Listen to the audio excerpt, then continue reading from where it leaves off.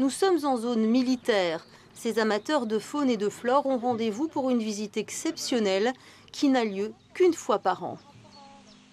C'est une image de ce qu'était la Beauce dans les années 50, avant le développement de la mécanisation, l'intensification des pratiques agricoles. C'était exactement comme ça. Il est intéressant de voir que les militaires l'ont maintenu en l'état. La base de Châteaudun est le premier site militaire en région centre à avoir signé une convention pour préserver et développer la biodiversité.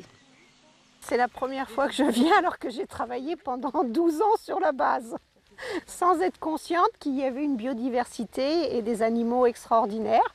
Effectivement, toute ma carrière, en faisant l'inspection de piste, je voyais des oiseaux, je voyais des animaux, mais sans y prêter attention.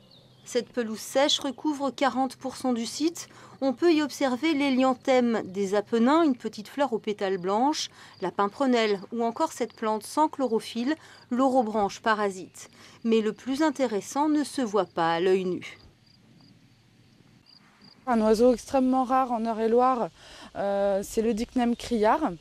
Et c'est vrai que c'est un oiseau qui dépend de ces milieux ouverts, secs, rocailleux. Et on peut le trouver sur ce site, mais malheureusement, bon, il est très farouche.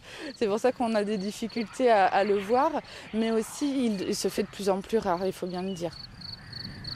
2 heures et demie pour découvrir les richesses de Dame Nature. Le Conservatoire d'espaces naturels Centre Val de Loire propose de nombreuses balades partout en région centre.